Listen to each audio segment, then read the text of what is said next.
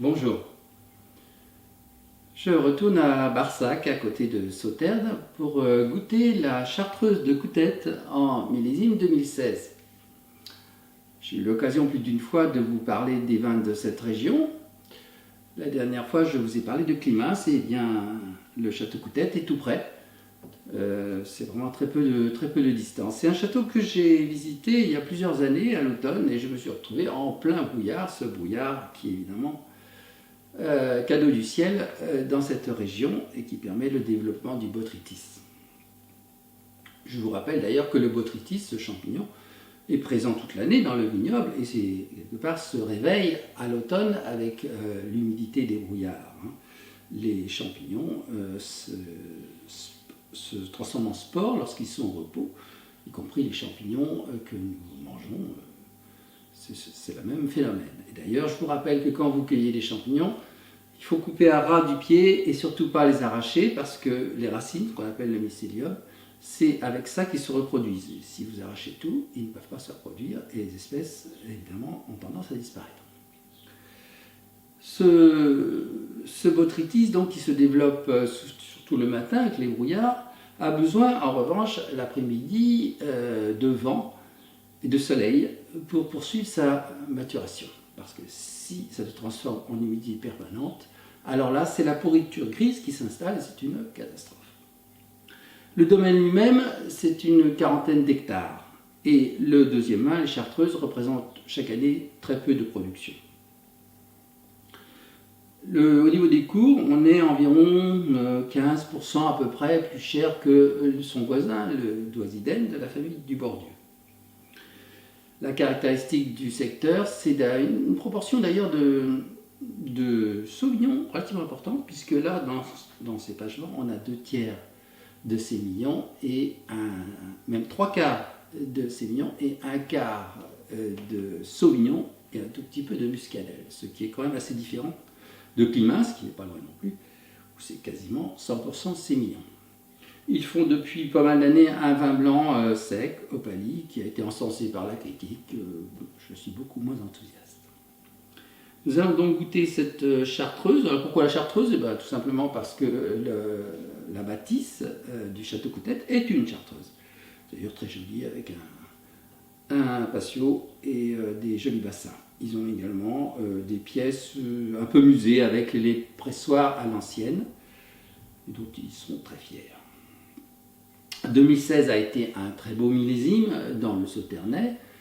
C'est le duo 15-16 qui est remarquable et 17 est aussi très bien, mais avec des volumes très réduits.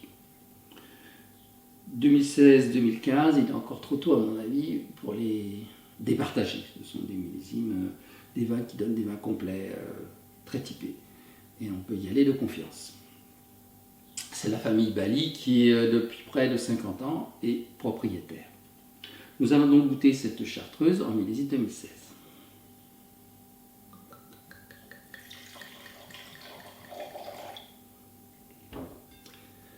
Belle robe, d'un jaune franc, peut-être des très légers reflets verts, mais très discrets. Quel nez! Oh là là là là! Floral et fruité tout à la fois. Et sur la poire citronnée,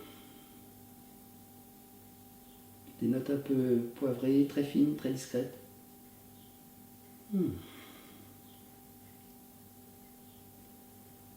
C'est des nez assez différents du Sauternes, on n'a pas ces notes souvent de Mirabelle, c'est moins une fraîcheur particulière qui est due d'ailleurs en partie au sol très calcaire.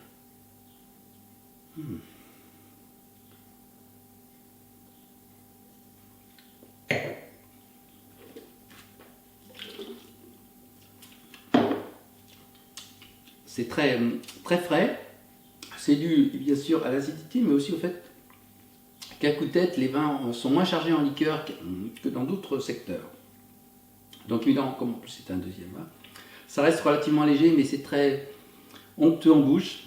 C'est une bonne finesse, parce que le terroir de Coutette, c'est quand même un premier cru classé. Pour moi, c'est parfait à boire, là, je les aime bien comme ça, ces seconds vins, plutôt sur la jeunesse que le contraire. Je vous ai expliqué qu'autrefois, les sauternes étaient déjà différents, beaucoup plus chargés en sucre. Et les gens les attendaient vraiment très longtemps, à la limite de la madérisation, ce qu'aujourd'hui les consommateurs refusent absolument, et moi inclus d'ailleurs. Alors question cours, ça j'ai payé ça 27 €.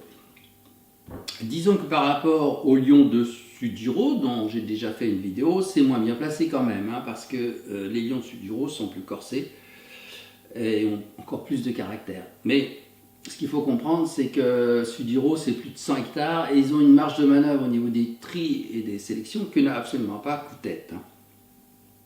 Donc ce qui explique que ce soit un peu plus léger. Donc ça, j'ai payé ça 27 €. Les lions étaient plutôt vers 21, 22. Bon, c'est difficile de comparer les prix parce que ça dépend des circuits, tout simplement, et des marges des intermédiaires.